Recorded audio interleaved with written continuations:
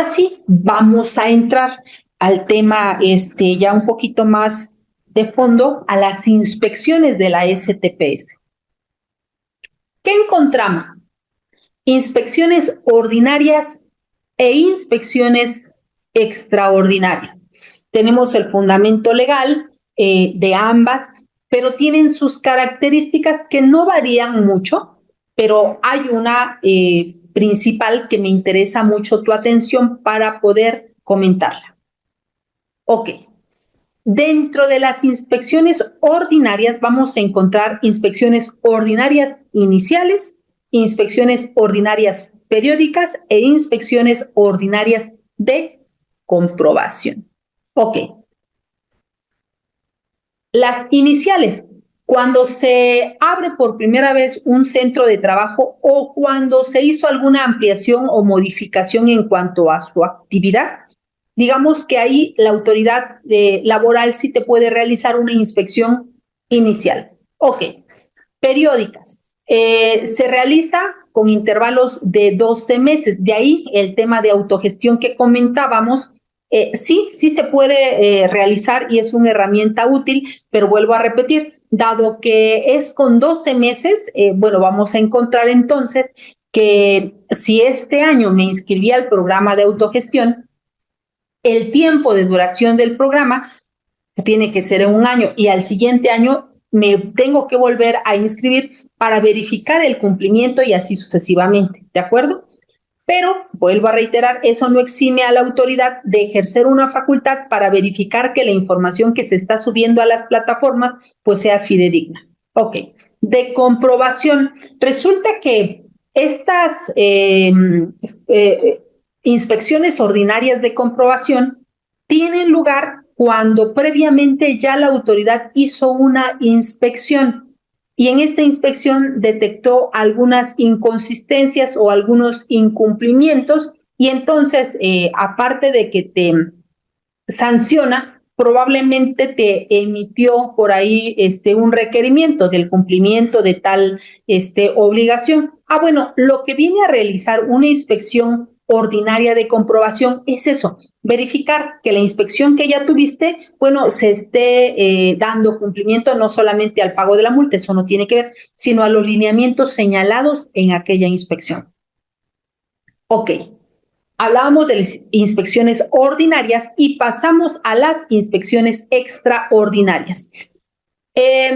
Regularmente, para la contadora que nos decía que le llegó el tema de PTU, dice en su motivación, más que en su fundamentación, en su motivación, dice que tuvo conocimiento de quejas y denuncias por cualquier medio o posibles violaciones a la legislación laboral. Y dice para el tema que no se ha pagado PTU. Regularmente viene en ese sentido la motivación. Y les comparto para los que llevan defensa que un argumento que siempre ha funcionado en tribunales es precisamente porque existe una gran ambigüedad y deja en total estado de indefensión e inseguridad jurídica al patrón el hecho de que la autoridad señale que recibió por cualquier medio denuncias de posibles violaciones o incumplimientos a la legislación laboral en materia de PTU. Lo mismo puede decir con esas mismas palabras, pero en materia de aguinaldo, por ejemplo, ¿no? Entonces, el punto medular de la defensa se basa en refutar ese objeto de la orden de inspección. ¿Por qué? Porque es un objeto que carece de la debida fundamentación y motivación al no darle a conocer al patrón inspeccionado cuáles son las quejas recibidas, cuáles son las denuncias recibidas, cuáles son esos medios por los cuales, bueno, tuvo información de los incumplimientos. Digamos que con esos aspectos, por ahí hay unas jurisprudencias que nos hablan del objeto de la visita en materia fiscal, visita domiciliaria me refiero, y hace cierta equiparación del objeto de la visita domiciliaria con el objeto de la orden de inspección y con eso lo subes en un agravio al tribunal señalando que te deje en estado de inseguridad e indefensión al desconocer cuál es, quién es la persona o las personas que realizaron esas quejas, qué tipo de quejas o denuncias, cuáles fueron los medios que tuvieron a la mano esas personas para realizarlas. Entonces, difícilmente la autoridad prueba la existencia de estas quejas o denuncias y es un argumento sólido por el cual obtendrías una nulidad lisa y llana de origen porque todo el procedimiento está viciado al provenir, originarse de una orden de inspección carente de la debida fundamentación y motivación en cuanto al objeto de la orden. Entonces, bueno, digamos que te comparto ese tip. Si no lo tienes, pues hazlo valer. Si ya lo tenías, bueno, compárteme también tu experiencia. También nos señala cuando tengan conocimiento de accidentes o siniestros. Mira, hay una obligación que tienen todos los patrones de darle a conocer al Seguro Social cuáles son sus incidencias en el tema de riesgo de trabajo para efecto de el cálculo de la prima de riesgo de trabajo. Pero también existe otra obligación por parte de los centros de trabajo de que si existió un accidente o un siniestro en el centro de trabajo, se le dé vista a la Secretaría del Trabajo y Previsión Social. Honestamente, yo no he visto a ningún centro de trabajo que cumpla con esta obligación. Sin embargo, independientemente de que no se le otorga esta información a la Secretaría, también es cierto pues que tiene convenio de colaboración con el Instituto Mexicano del Seguro Social y en un momento dado, pues haciendo uso de esas facultades puede obtener o tener conocimiento de que existe o existió un accidente o siniestro y derivado de ello puedes tener una inspección extraordinaria. Ok. Cuando se proporciona información falsa o se conduzca con dolo, mala fe o violencia en inspecciones previas, también puede la autoridad ordenar una inspección extraordinaria. Honestamente, yo nunca he visto una orden de inspección que se fundamente por proporcionar información falsa o se conduzca con dolo o mala fe en inspecciones previas. No sé, si ustedes la han tenido, por favor, compártanmela, me gustaría mucho analizarla y ver cuáles son los vicios que tiene esa orden. Ok. También cuando se requiera constatar el escrito de objeciones a la declaración de ISR para efectos de PTU, digamos que estas serían algunas de las causas por las cuales la autoridad tiene la facultad de ordenar una inspección extraordinaria. Ahora bien, el pasado 23 de agosto del 2022 hubo una reforma, modificación y adición al Reglamento General de Inspección del Trabajo y Aplicación de Sanciones. Y en ella, curiosamente, se adiciona como facultad para iniciar una inspección extraordinaria cuando deriven de una estrategia específica del programa de inspecciones. Hablábamos al inicio del programa ¿cuál? Del programa de inspección 2023. Y dentro de estos, ya decíamos, bueno, dice en sus líneas de acción realizar tales y tales, pero en un momento dado podemos decir esto ya estaba, pero pudiera la autoridad introducir algún otro elemento que no forma parte de la norma y decir, con fundamento en el programa de inspección 2024, voy a hacer una inspección sobre este otro tema. ¿Lo puede hacer? Pues bueno, no lo hemos tenido, habrá que ver cómo van llegando las fundamentaciones y motivaciones de esta orden. Pero lo que hace esta reforma del pasado 23 de agosto del 2023 es que ya la autoridad señala, independientemente de cómo motive la autoridad su orden de inspección, sí puede decir que deriva de un programa de inspección X, ¿no? Entonces, bueno, toma en consideración porque tenemos un ejemplo más adelante, ahorita lo vamos a checar.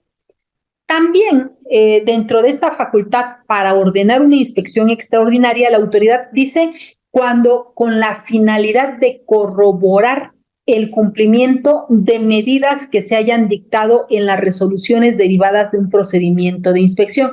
obviamente previas. Entonces, si te das cuenta, antes de esta reforma, la autoridad solamente podía ordenar inspecciones ordinarias para verificar el cumplimiento de las medidas decretadas en una inspección anterior. Ya lo habíamos dicho, pero aquí te lo vuelvo a ilustrar, que teníamos iniciales, periódicas y de comprobación. Entonces, si la autoridad llegaba con una orden de inspección extraordinaria para comprobar, pues resulta que pues era ilegal porque no existía la facultad. Al día de hoy, ¿qué pasó ya en esta modificación, adición a este reglamento general de inspecciones? Bueno, ya está contemplando la posibilidad de que, otorgando la facultad a la autoridad laboral de poder realizar una inspección de comprobación de las medidas decretadas en un procedimiento de inspección anterior. Entonces, ojo con este punto. Obviamente, aquí nada más como comentario.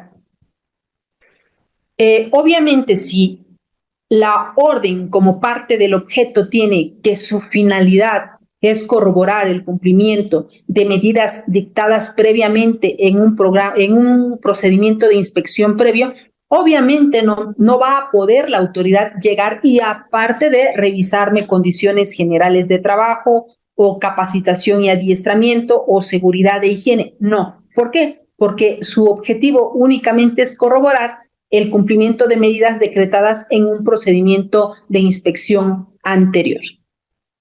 Ok. Requisitos. Y pongo inspecciones ordinarias aquí. Inspecciones ordinarias. ¿Por qué inspecciones ordinarias? Porque el citatorio únicamente opera para efectos de las órdenes de inspección ordinaria. Quiere decir entonces que si yo recibo una orden de inspección extraordinaria, no hay obligación alguna de que me dejen citatorio con 24 horas previas a la realización de la diligencia, ¿de acuerdo? Esto que quede claro. ¿Por qué lo comento?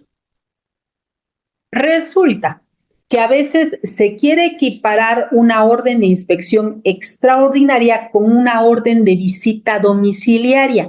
Y ahí tienes al centro de trabajo, al representante, al que va a atender, o al contador o al abogado que no está inmerso en la materia, solicitando que le dejen citatorio de espera para que pueda atender el representante legal. No, nos olvidamos de esas reglas en el tema de inspecciones extraordinarias. Para efectos de las inspecciones ordinarias, solamente inspecciones ordinarias, sí resulta procedente que me dejen el citatorio de espera con 24 horas de anticipación a la realización de la diligencia. Y en este citatorio, que tiene que ser con 24 horas de anticipación, se deberá señalar el nombre del patrón, el domicilio del centro de trabajo, el día y hora en que se practicará, el tipo de inspección, el número y fecha de orden de inspección, el listado de documentos que se deberán exhibir y los aspectos y fundamentos legales. Eso es lo que tiene que señalar el citatorio de espera para una orden de inspección ordinaria. ¿Qué pasa si es una orden de inspección extraordinaria y yo me empiezo a pelear con el inspector del trabajo y le digo, es que aquí no entras si no me dejas un citatorio previo? Bueno, al día de hoy, con esta reforma del pasado 23 de agosto del 2022, el propio inspector del trabajo ya tiene facultades para, en caso de una negativa del patrón o de quien atiende dentro del centro de trabajo a atender, puede notificarme por instructivo. Quiere decir que se sale del domicilio y puede dejar plasmado en la puerta, en el acceso principal del centro de trabajo, el instructivo, con el riesgo de que el viento se lo lleve o alguna otra persona que pase por el lugar, pues lo arranque y vea de qué se trata y se lo lleve. ¿Puede pasar esto? Sí, sí puede pasar cuando pues existe cierta, ¿cómo podemos llamar? Cierta renuencia para atender la orden de inspección extraordinaria. ¿Qué pasa si el inspector viendo esta resistencia por parte del patrón, me deja el citatorio, bueno, me va a otorgar un plazo para que yo acuda directamente a las oficinas de la Secretaría del Trabajo a presentar la información que se me está requiriendo. En ese instructivo me va a pegar la orden de inspección y probablemente el acta de inspección también. Y si no, solamente la orden de inspección con el instructivo correspondiente y punto. Y entonces ya dependerá del patrón, uno, si ve el instructivo, dos, si lo atiende. Entonces, de ahí la necesidad de aclarar que para efecto de la inspección extraordinaria no aplica que me dejen un citatorio de espera. Quiere decir que si el día de hoy llega un funcionario, un inspector del trabajo a tocar la puerta del centro de trabajo, tengo la obligación, sí o sí, de recibirlo y atenderlo. ¿Por qué? Porque no resulta procedente el citatorio de espera con 24 horas de anticipación. Dice, si el nombre del patrón o domicilio no está correcto, ¿se puede denegar la recepción del citatorio? Sí se puede, pero yo no te lo recomiendo.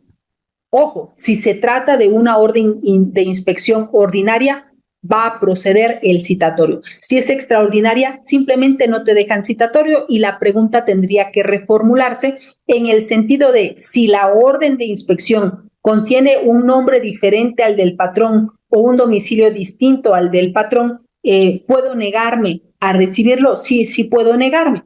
Ahora, aquí habrá que valorar costo-beneficio. ¿Por qué? Yo viendo el tema como defensa, yo primero me cercioraría si fue un error de dedo. O, por ejemplo, resulta que mi domicilio era Arteaga 725 y me mudé a Símbolos Patrios 404. Y la autoridad llegó a Símbolos Patrios 404 a sabiendas de que mi domicilio era Arteaga 725, o a la inversa, ¿no? Que ya había yo cambiado, perdón, a sabiendas de que ya había yo hecho el cambio del domicilio. Aquí puedo valorar, uno, puedo ver la orden de inspección y decir, ok, me va a verificar esto y todavía no lo tengo. Quiero dar cumplimiento, ¿no? Sí lo tengo parcialmente, lo tengo que perfeccionar, X. Y puedo decirle, oye, este no es mi centro de trabajo o no se trata del domicilio que buscas y tan. Pero, yo lo valoraría porque a lo mejor sí tiene correcto la denominación del centro de trabajo y solamente es el domicilio. Puedo hacer lo siguiente, puedo atender y probablemente esperar al medio de defensa y hacerlo valer. Pero la única estrategia que yo recomendaría es que se atienda entre comillas. Quiere decir que sí pase el inspector, pero que no se le proporcione ningún tipo de información y que tampoco se firme. ¿Por qué? Porque claro, si lo quiero llevar a un tema de defensa y que siga avanzando la inspección para viciar el procedimiento, bueno, yo solamente lo dejaría pasar, que me notifique, que levante su acta, que no haga absolutamente, que no le proporcione yo la información y que no firme el documento. ¿Por qué? Porque si lo llego a firmar y a proporcionar la información, estoy consintiendo el acto. Pero si no lo hago, puedo tener un argumento de defensa y decir que una nunca me notificó y negarlo lisa y llanamente, y cuando la autoridad me diera a conocer la documentación, entonces señalarle que tan es así que es ilegal el acto que se constituyó en un domicilio totalmente diferente al de la orden. Por ahí me la llevaría, pero eso tiene que valorarse dependiendo de si tengo la información, si no la tengo. ¿Por qué? Si llega hoy a mi domicilio y me dice, vengo a buscar al patrón fulanito y resulta que está mal escrita la denominación o incompleta, pero sabemos que se trata de nosotros, y yo le digo, oye, es que aquí no es.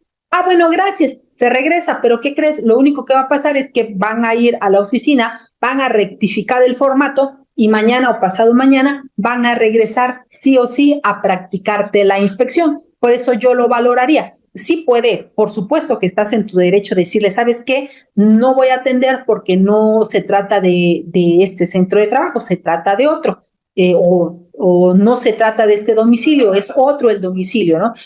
Va a depender mucho, pero la única consecuencia va a ser que sí, mañana pueden volver a reponer esa inspección y ¿no? Prácticamente quemaste un cartucho. Yo sería de la idea, conservadoramente hablando, dejarlo pasar, que me dejen el acta, la orden, perdón, no firmar el acta de inspección, pero sí ver de qué se trata y que se regrese y que señale que se negó a firmar. Obviamente, cuando digo negarse a firmar, también es no proporcionarle mis datos o proporcionar falsos erróneos, ¿no? Datos falsos o erróneos para que, bueno, podamos viciar esa inspección y obtener al tiempo una nulidad lisa y llana. Esa sería mi estrategia. Ok, dice María Carrizales, ¿qué pasa si el patrón no atiende el instructivo? Ah, ¿qué crees? Hay una sanción específica. Uno por negarse a atender la diligencia y por no presentar la información. Hay una sanción, es decir, inmediatamente le impondrían una multa. Lo vamos a ver al final de nuestra plática. Ahí estamos haciendo la clasificación de las sanciones, entre de ellos este punto precisamente. Entonces, un poquitito de paciencia y vamos avanzando. Ok, Verónica Velázquez de Tlalnepantla de Vaz, ahí tengo unos buenos amigos, es una refaccionaria.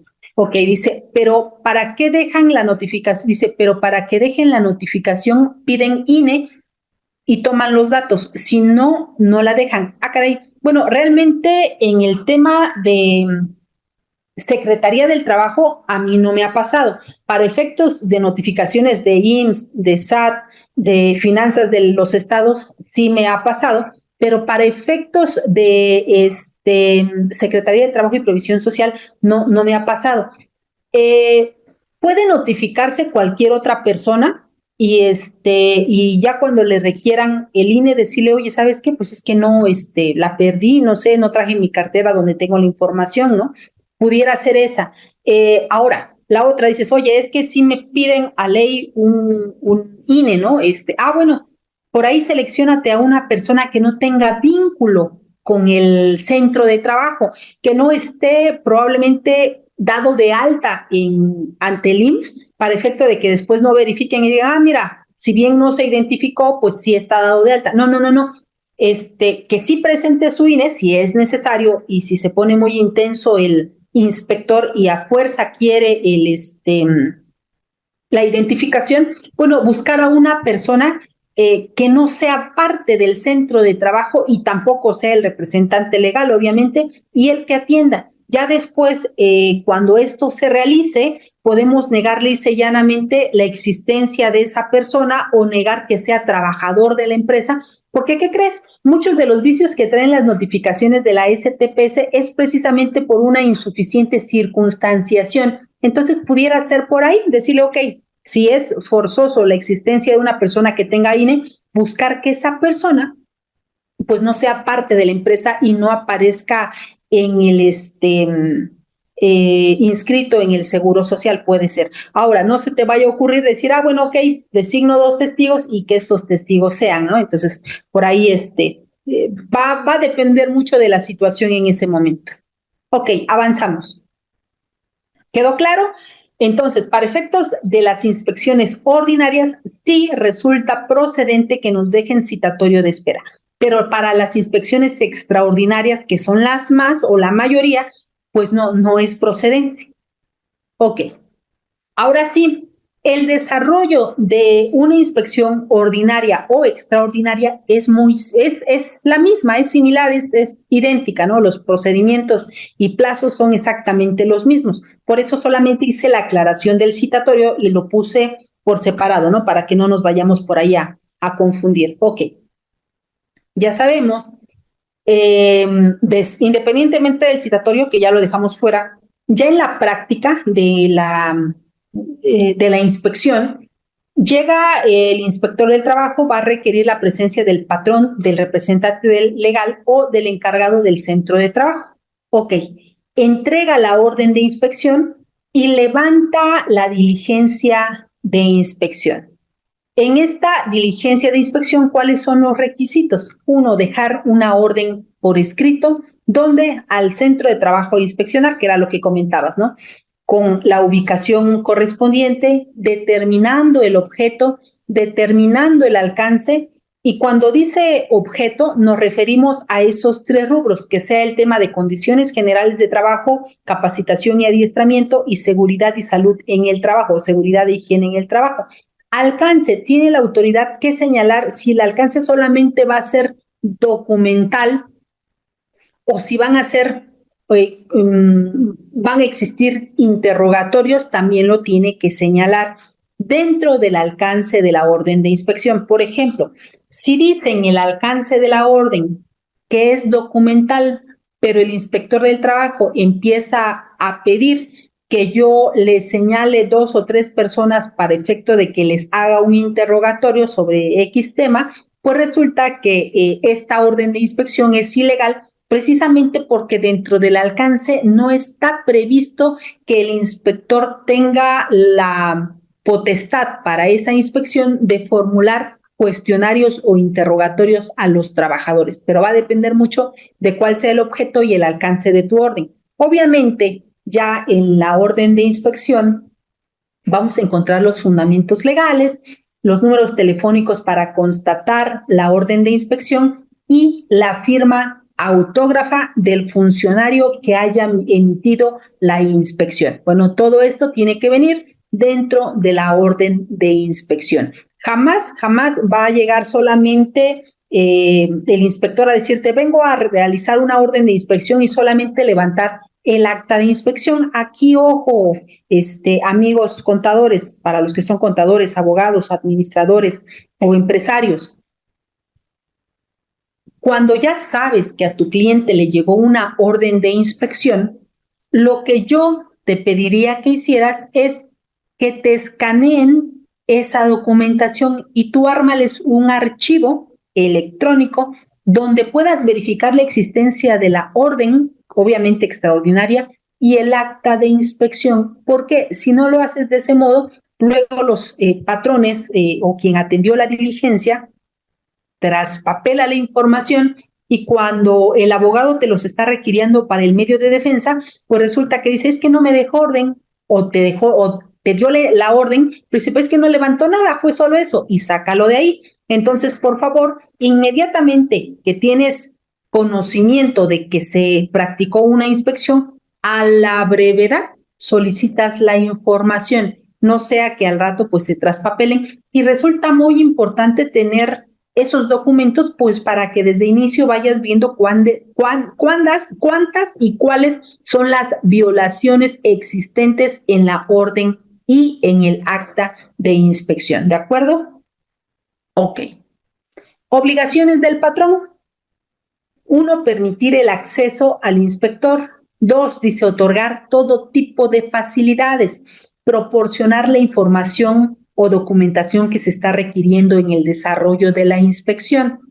Ahora bien, dentro del desarrollo ya de la inspección, aparte, después de notificar la orden, el inspector te va a solicitar la presencia de los integrantes de la comisión respectiva. Por ejemplo, si va a haber el tema de PTU, probablemente te requiera la existencia de la comisión mixta para el tema de PTU. Ok. Si es la Comisión de Seguridad y Salud en el Trabajo, si es atinente a este tema, pues te requerirá la presencia de esa comisión y así sucesivamente, ¿no? Va a depender del tipo de inspección o el rubro que te estén verificando. Ok.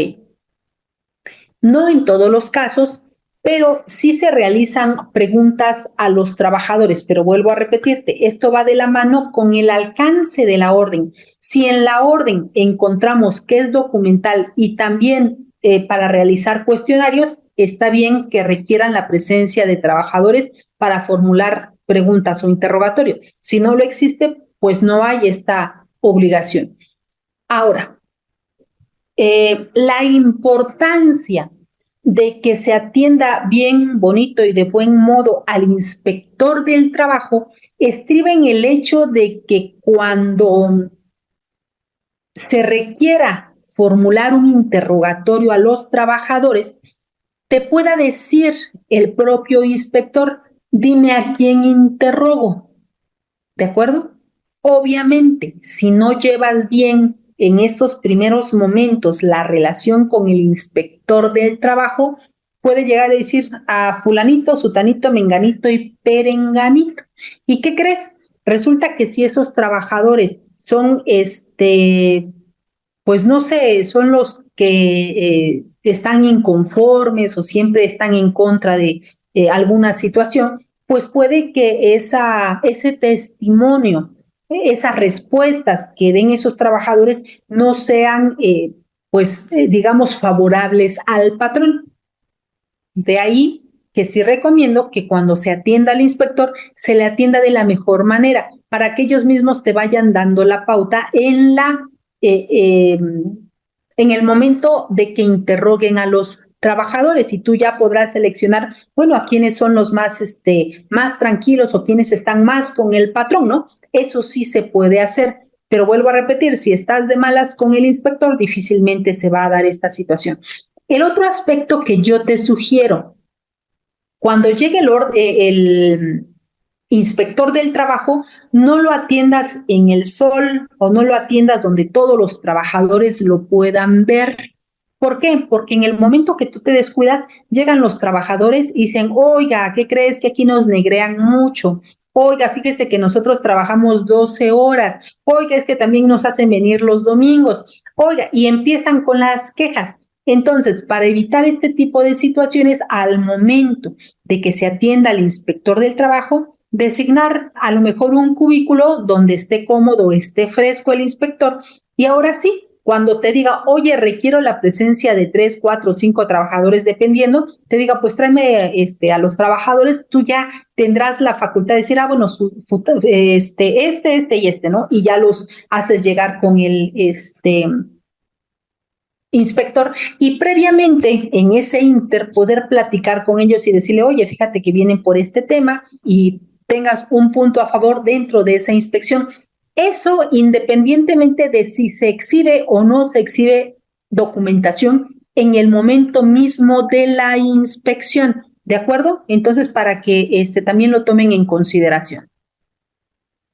Dice Rosalba Gómez Lugo, ¿qué sucede si alguno de los miembros de la comisión no se encuentra en el momento de la inspección y se requiere su presencia? Nada, solamente manifestar que en ese momento por alguna situación de sus propias actividades tuvo que salir del centro de trabajo, sin embargo, están presentes los demás integrantes de la comisión.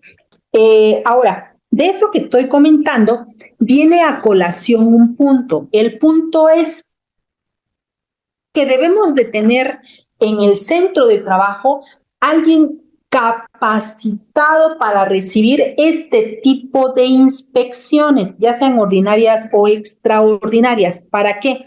Para que sepa qué hacer. Por ejemplo, si dicen el representante legal, bueno, si el representante legal va a ser la persona indicada para que atienda la inspección, hay que aleccionarlo de tal forma que no se me vaya a panicar y diga, hay que exhibir todo hasta lo que no nos está requiriendo la Secretaría. Resulta que eso pasa mucho con el empresario, no todos, pero sí he visto varios que dicen, exhibe todo, y quieren darle pues hasta lo que no. Ahora, la importancia de corroborar, de tener a un personal capacitado para este tipo de inspecciones, que no sea solamente el contador de la empresa o el administrador, es por el hecho de saber qué información voy a presentarle. Por ejemplo, en el tema de reparto de utilidades, si existen todas las constancias que nos requiere la autoridad para efectos del tema de PTU. Si no existe, bueno, ¿yo qué sugiero? Si no tienes la información a la mano, no te obligues y digas, bueno, es que permítame, deme una hora, lo voy a... No. Si no la tienes, mejor dile, ¿sabes qué? Levántala y yo en el plazo de 5 días que me vas a otorgar te hago llegar la información, ¿de acuerdo? ¿Por qué? Porque si lo haces de manera inmediata, lo único que va a suceder es que existan errores en la información que se presente. Si se trata de una REPSE, con mucho mayor razón. ¿Por qué? Para efecto del tema REPSE, luego nos adelantamos. Mira, me pasó con una empresa. Resulta que la empresa, la REPSE como tal, tenía firmado enviaban los contratos de prestación de servicio, no sé, periódicamente celebran contratos de prestación de servicio cada 6 meses.